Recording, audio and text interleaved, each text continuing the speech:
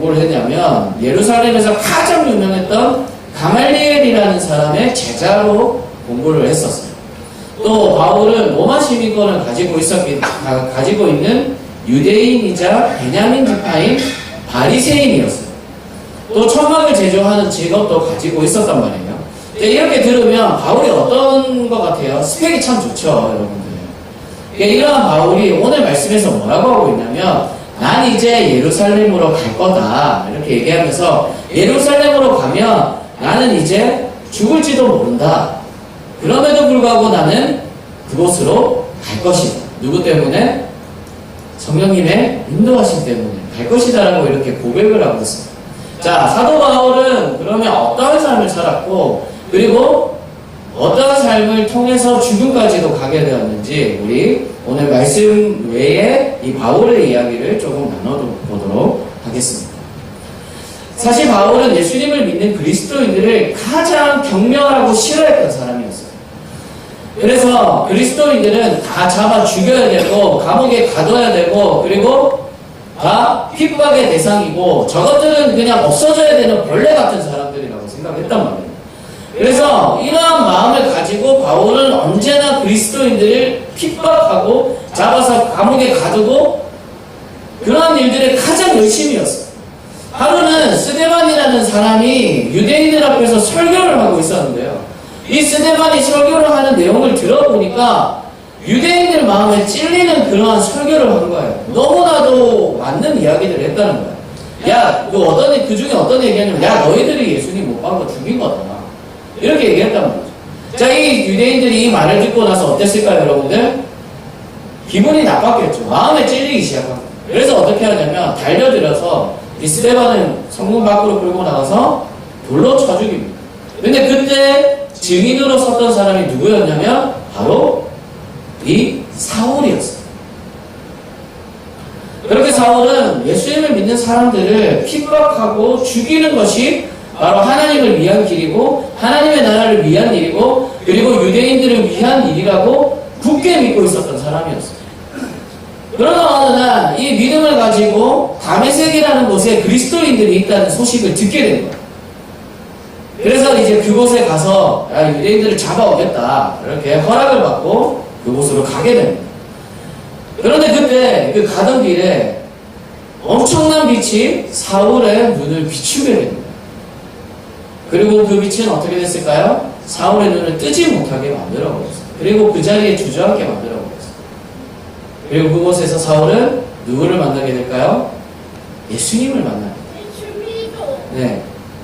그때가 사울에게 있어서 터닝 포인트가 된 거였어요. 그렇게 예수님을 만나게 된 사울은 이제 어떻게 됐을까요?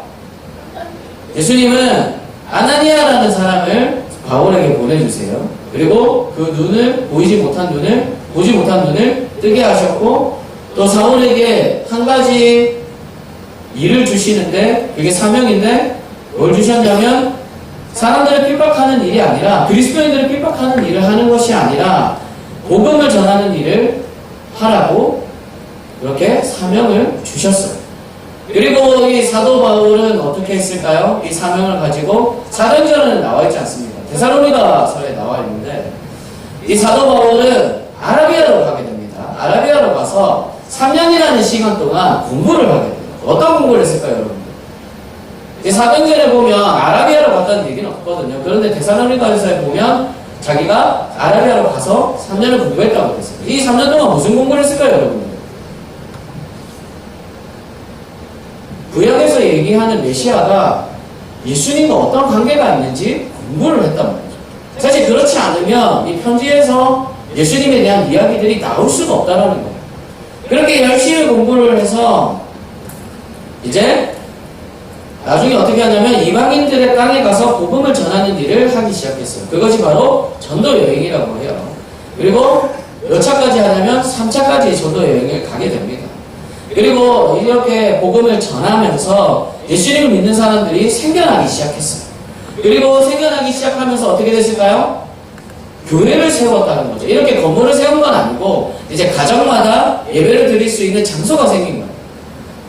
이렇게 교회를 세우고 나서 또 사람들을 양육하다가 핍박을 받게 되면 다른 지역으로 가게 되고, 또 복음을 전하기도 전에 핍박을 받아서 다른 지역으로 가게 되고, 그렇게 사도 바울의 전도 여행은 계속되었습니다.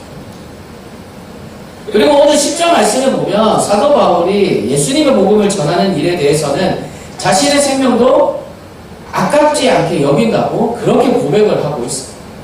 그런데 원래라면 그렇게 예수님을 믿는 사람 싫어했던 사람이고 핍박하던 사람이었는데 어떻게 이런 마음까지 먹을 수 있게 되었을까? 여러분들은 어때요?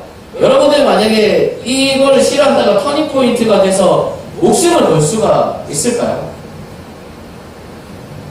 바울이 이렇게 하는 것이 그만한 가치가 있다고 자기가 굳게 믿고 있고, 그리고 예수님께서 아까도 얘기했지만 사도 바울에게 직접 맡겨주신 사명이 있었기 때문에 이러한 일들을 했다는 겁니다.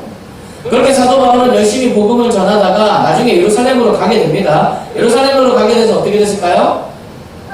같은 동족들에게 잡혀서 재판을 받게 되고 나중에 감옥에 있다가 죽임을 당하게 돼요. 그럼에도 불구하고 사도 바울은 죽는 날까지 복음을 전하는 사명을 놓치지 않고 끝까지 전하는 삶을 살았어요. 그리고 그 이후에 어떻게 됐을까요? 이러한 복음은 지금까지도 여러 나라에 전파되고 있죠. 그럼 오늘 사도 바울의 이야기를 통해서 우리에게 주어질 수 있는 질문은 무엇일까요, 여러분? 오늘 제목처럼 우리는 예수님의 복음을 가로막는 사람인가? 아니면 복음을 전하는 사람인가?에 대한 질문을 해볼 수가 있겠죠. 여러분들 복음을 막는 행위가 어떤 것들이 있을까요? 복음을 전하는 것을 막는 행위들이 어떤 것들이 있을까요, 여러분? 저도지 나눠주면 저도지 뺏고, 말하려고 하면 말 못하게 막고, 또 어떻게 해야 될까요? 어떤 것들이 또 있을까요? 여러 가지들이 있겠죠. 그 중에서 우리의 행동으로서도 복음을 전하는 일들을 막는 경우도 있다는 거예요. 내가 예수를 믿는다고 하면서 그리스도인답게 살아가지 않는 것이 복음을 가로막는 행동이라는 거예요. 그럼 그 반대로 살아간다면 어떨까요?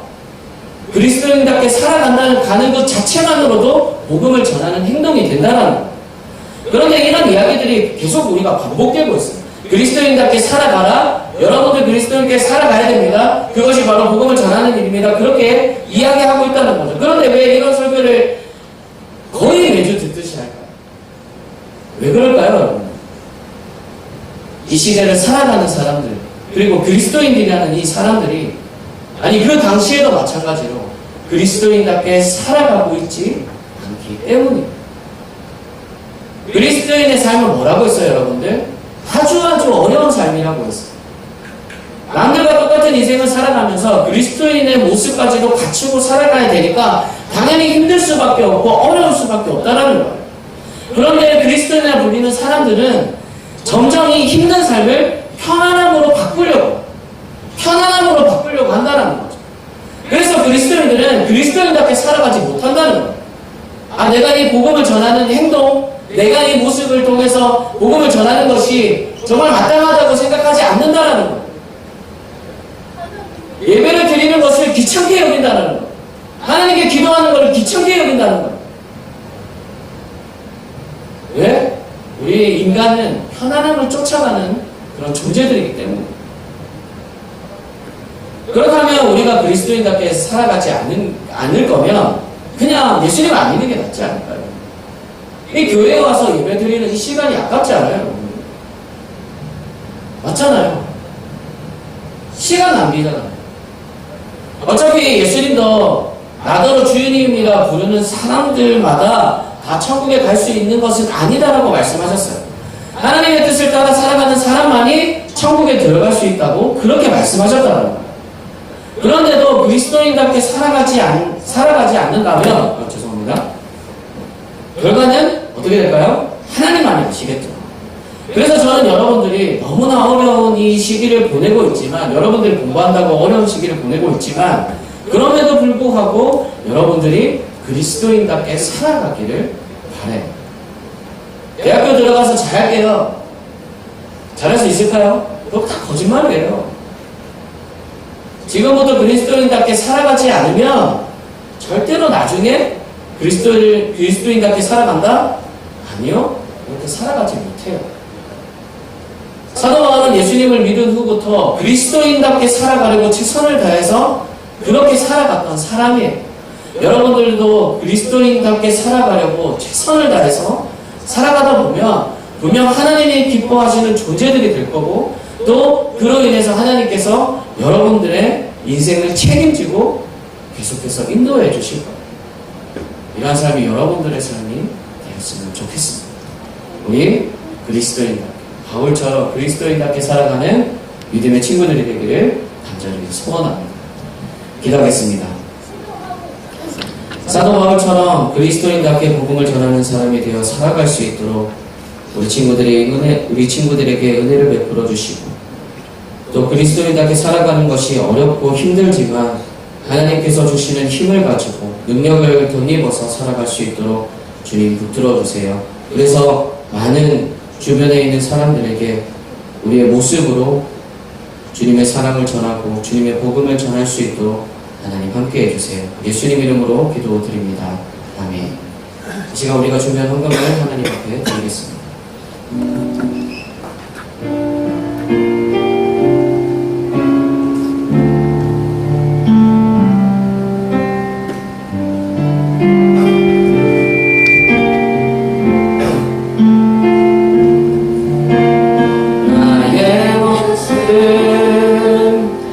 나의 소유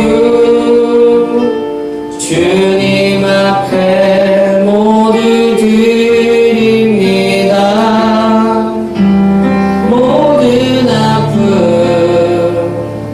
모든 기쁨 내 모든 눈물 받아주소서.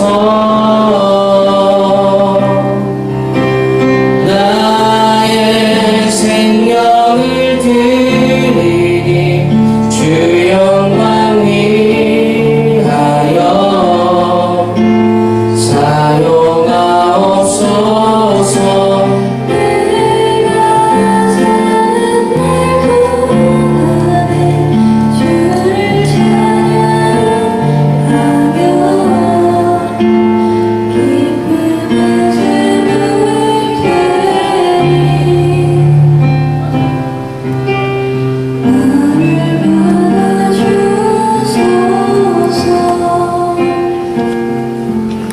기쁨의 샘을 기도드리겠습니다. 하나님 아버지, 오늘도 저희 고등부 학생들을 이곳에 이끌어오시니 감사드립니다. 또 모든 것이 주님의 은혜임을 알기에 이불을 모아 주님께 드리니 주님께서 감사히 받아주세요. 또한 이 예물을 쓰는 곳마다 하나님의 축복이 그곳에 임하기 원합니다. 항상 모든 일과 모든 축복들이 하나님으로부터 시작된다는 사실을 잊지 않고 감사드리게 해주세요. 예수님 이름으로 기도드립니다. 아멘.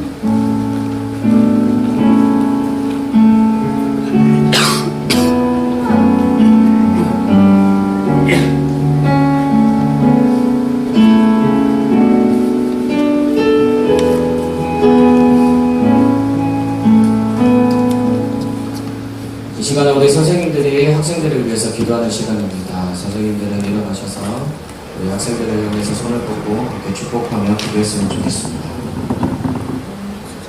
기도하실 때 우리 친구들이 그리스도인답게 살아가게 하시고, 또 그로 인하여서 예수님의 복음을 전하는 귀한 사명자의 삶을 살아갈 수 있게 도와달라고 기도해 주시고, 그리고 선생님들이 기도하시는 제목들을 가지고 우리 친구들을 축복하면서 함께 기도하시겠습니다.